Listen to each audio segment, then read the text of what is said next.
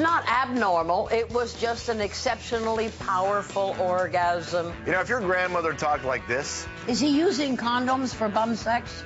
Or whipped out one of these at a dinner party, most of you'd probably want to curl up and die. But let's just say that Sue Johanson is not your typical grandmother. Vaginal farts are wonderful things.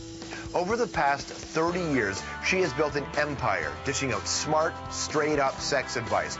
You may have seen Sue on Letterman or Leno, or perhaps if you're watching in the States, you've seen her on the Oxygen Network. She's got her own show there. It's called Talk Sex with Sue, and millions of people in more than 20 countries tune in. The only sad part about that show is it's not seen in Canada. So how did Sue get here? Well, let me tell you. She grew up in small-town Ontario, went to nursing school in Winnipeg, got married, became a mom. Then, after moving to Toronto, Sue's life changed.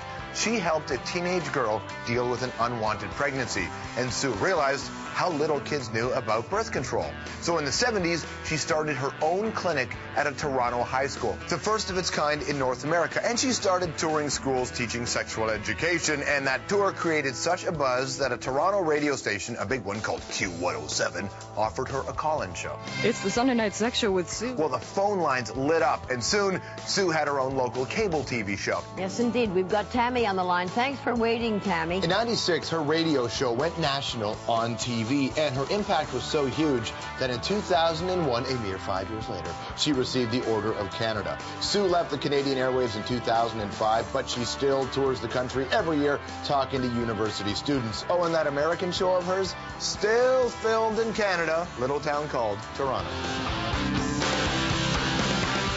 Ladies and gentlemen, Miss Sue Johanson. Hello, beautiful. How are you? I am well, thank you. Nice to see you. You know, in that little bio we just ran, it said your birth date and the year you were born. You know, that's a long time ago. It's the first time you've done that, though. Haven't gone public with my age up until just now. This is my coming out. July 29th, 1930, by the way. 1930. Is your now? Why did you decide to start telling people your age now?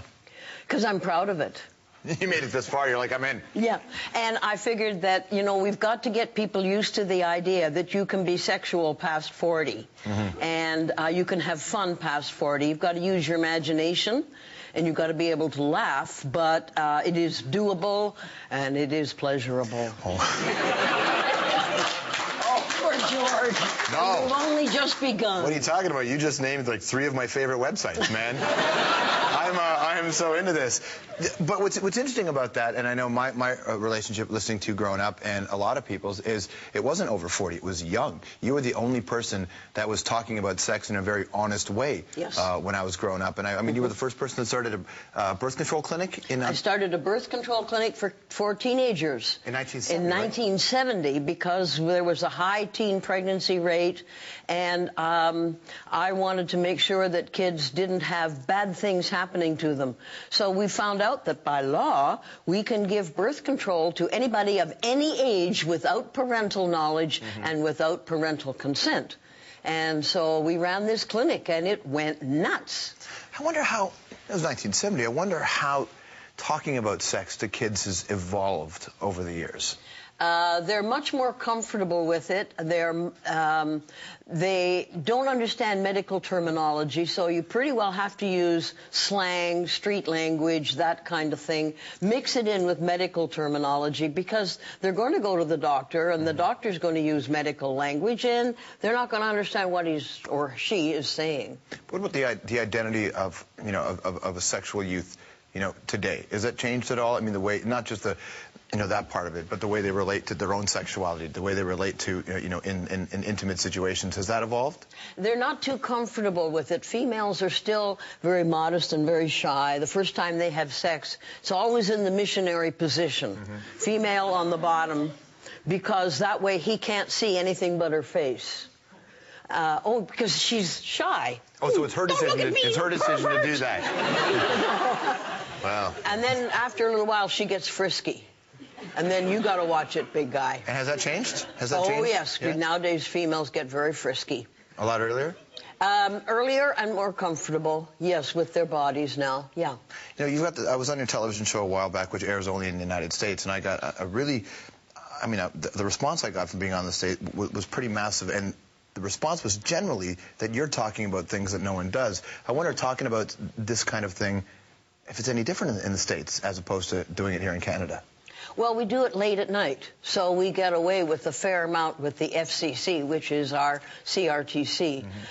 Because it's late, we get away with a fair amount. There's a language barrier there. There are certain words that I can't use and don't use. But other than that, we've never had criticism. We've never had a problem with it. So, you know, we just hope against hope. Do both countries approach sex education the same way, or is it different? Oh, George. Different? Make me twitch just thinking about it. And that ain't horny. Oh, my God, I've been misreading her signals all interview long. I thought that I had you going. All right, tell me how it's tonight, dear, I've got a headache. Yeah, second time today, thanks, Sue. How's it different? Well, because they don't teach sex ed. They teach abstinence only. And, you know, that doesn't work. As a parent, I tried teaching my kids abstinence only. They're making out in the driveway. And I'm there with a, you know, big stick and a shotgun. Now hear this. How do you teach your family about sex? And they're like, Ma, I know, I learned all this listening to you. My kids didn't want to hear it from me. Most parents don't want to talk to their own kids. They don't want to answer personal in depth. They can talk about eggs and sperm, but don't ask how the sperm gets there, because that's personal, and like we don't talk about penis in vagina. That's a no. Daddy does that 3 times? That's gross. Mother. I can imagine that would be pretty nasty for you. I wonder, a lot of this has, when I talk to younger people who come by the show, a lot of it breaks down on gender roles, and I wonder how, you know, the relationship between men and women have changed. Certainly when you're talking about heterosexual sex and dominance and you know, still males in the power position, which still tends to happen a lot. It does for a short period of time, but nowadays that's changing. And no more is she known as a slut and a sleazebag and a hoe. She is not regarded that way. And he knows now that if he talks about her, she's going to talk about him in the change room, in the locker room, and all her friends, and he's dead. So they're very careful now. Yeah, I grew up listening to you in Canada, and you're not on the Canadian airwaves anymore. What happened? I was there for 21 years. If Canadians haven't learned it by now, gee whiz, you know. And I got a chance to continue on doing the American show and decided that they needed all the help they could get. And so, and nobody in the States, there's this huge country, the United States, and there's nobody doing it. How often does sex education tie into what the political situation is like and the government? Intensely. Yeah? Yes. Because the government, as George Bush, dictates that there will be no money to any school who teaches anything but abstinence only. So, you know, we have a rash of teen pregnancies and a epidemic of sexually transmitted infections. And they don't use condoms because they don't know. Have you ever had parents walk up to you and say, you're going too far here? Oh, never. Most parents say, thank God you're there because I can't talk to my kids about oral sex like Sue. That's just beyond the pale. And don't talk about anything else because, you know, they're too embarrassed about it. How many calls do you think you've taken over your career? A ton, right? Like phone calls. Oh, heavens. What's the craziest one you've received? The craziest? We've had a lot of funny phone calls. Yeah. The little old lady who was 85 years of age and her husband had been dead for years, hadn't had sex for years, and she met a new partner, and she wanted to perform oral sex on him, but she had false teeth. And she didn't know. In her day, you didn't give blowjobs. So, therefore, do you do it with the teeth in or the teeth out? I hope you told her teeth out. I did. Wow. How do you know? I already already said you described my favorite website, Sue, but this is not about me. This is about you.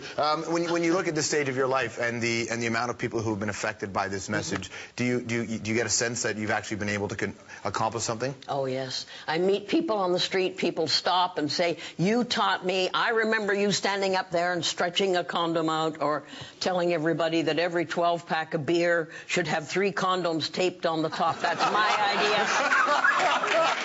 My idea of a party pack.